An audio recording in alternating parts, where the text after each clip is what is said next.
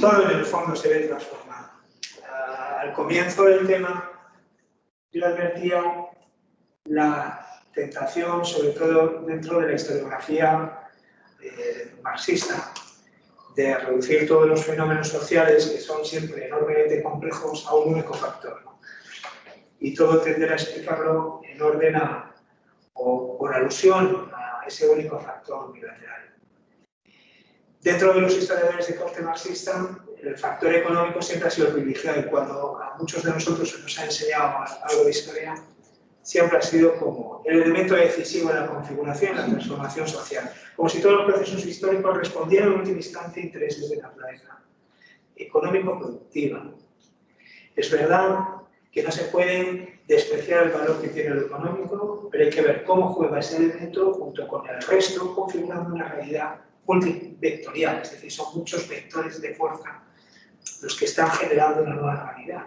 La economía es uno de ellos, y en estos tiempos en los que se va a dar un cambio respecto al sistema feudal previo, en estos tiempos el comercio efectivamente es como la punta de lanza de un cambio que va a ser al mismo tiempo económico, sí, pero también político, también religioso, también cultural.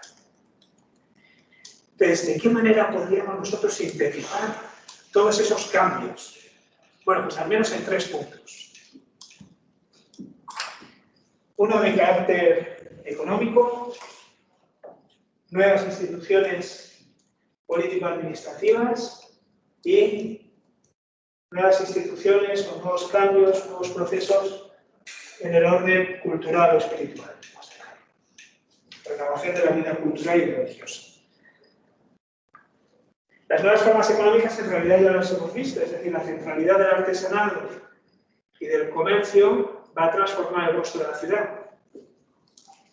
Y al mismo tiempo que transforma el rostro de la ciudad, va a tener consigo también un proceso enormemente importante, aunque ya tenga cierto carácter cultural, que es el que actividades que hasta ahora eran consideradas serviles, es decir, estaban puestas al servicio de fines más altos, de actividades sociales de mayor dignidad, y por lo tanto eran actividades incluso depreciadas, no se consideraban perfectivas para el ser humano, no se consideraban que fuesen actividades que liberaran al ser humano, al contrario, son actividades serviles también porque hacen al hombre siervo de la necesidad de trabajar, de proveer de recursos materiales a la supervivencia, etc.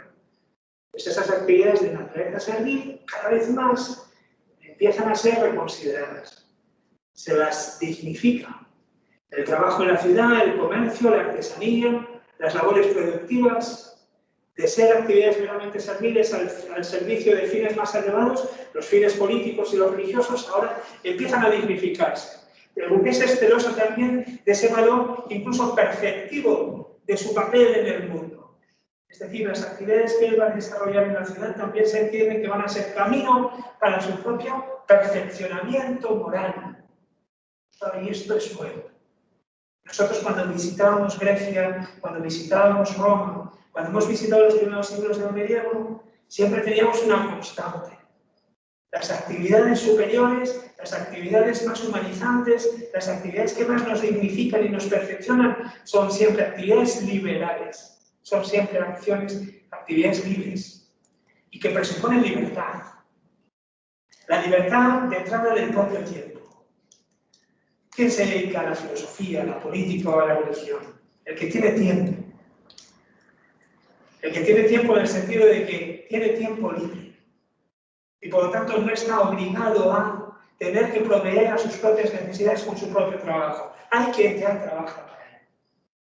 Para que el monje pueda en el monasterio llevar a cabo sus actividades más perfectivas, la oración, la contemplación, es necesario que alguien trabaje para sostenerlo. El monje también trabaja. En la regla benedictina hay un principio que es hora es la hora. San Benito es tremendamente realista. Entiende que el monje no puede descansar simplemente en la oración. Tiene también que buscarse al menos el sustento necesario. Pero no hay pretensión de excedente, no hay pretensión de comercializar nuestros bienes. Es sencillamente ganarse la manutención necesaria, exclusiva. Pero es algo servir el trabajo en este sentido, que permita luego la oración. El hombre no se mejora, no se perfecciona en el desarrollo de esa actividad que por otra parte es tan indigna desde este punto de vista. La formación del hombre libre es la formación también, en este sentido, de actividades que discurren en un tiempo distinto al tiempo del trabajo, al tiempo productivo, al tiempo de desgaste laboral, ¿no? Es el tiempo libre, el ocio al que los griegos llaman escolé, y de ahí procede escuela, ¿no? Porque es donde se cultiva esa libertad, el ocio. Y frente a lo que no es ocio, pues está lo que no es ocio, negotium, los negocios, negotia. Pero lo perceptivo, lo positivo, es lo que en cambio para nosotros solemos considerar que es negativo, el que está privado de sentido. Para nosotros muchas veces los negocios son las cosas que uno hace, que uno deja, ¿no? Y cuando alguien deja algo en el mundo es porque lo ha hecho, lo ha fabricado, lo ha puesto. Hay una actividad productiva.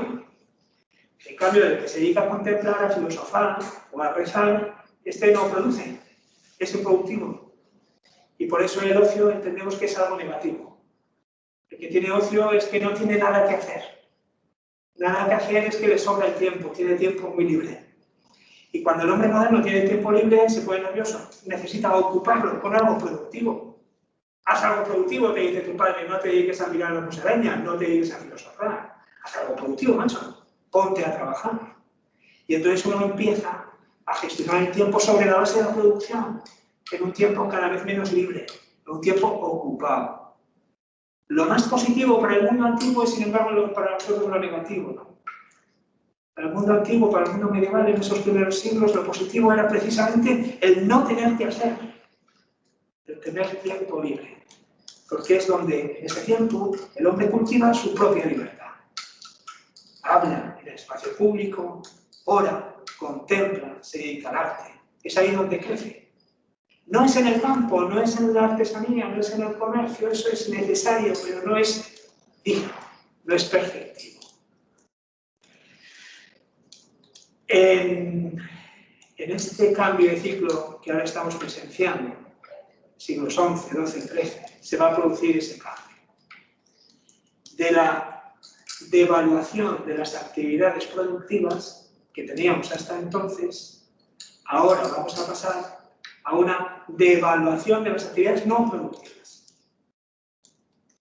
Antes era el contemplativo el que miraba con displicencia al hombre productivo, porque él sí podía perfeccionarse, mientras que el hombre productivo se veía obligado a trabajar, sin tiempo para andarse con contemplaciones. Ahora va a suceder justo a la inversa. Cada vez más será desde las actividades productivas, desde donde se mire con displicencia a las actividades, digamos así, contemplativas, las actividades en este sentido no productivas, como una pérdida de tiempo. La ciudad trae consigo una dignificación de actividades artes serviles y va a transformar también las categorías culturales que acompañan esas actividades.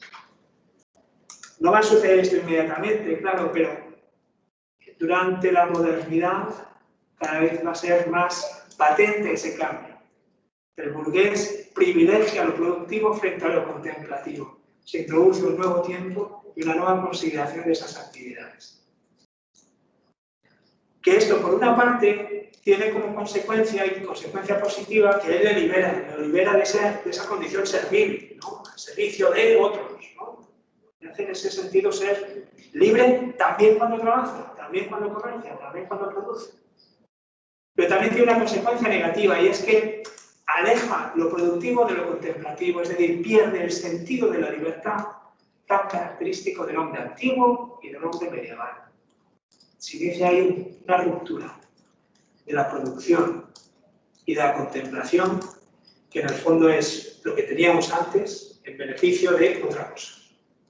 Es decir, si antes se privilegiaba lo contemplativo frente al activo, ahora es justamente a la inversa, a modo de reacción.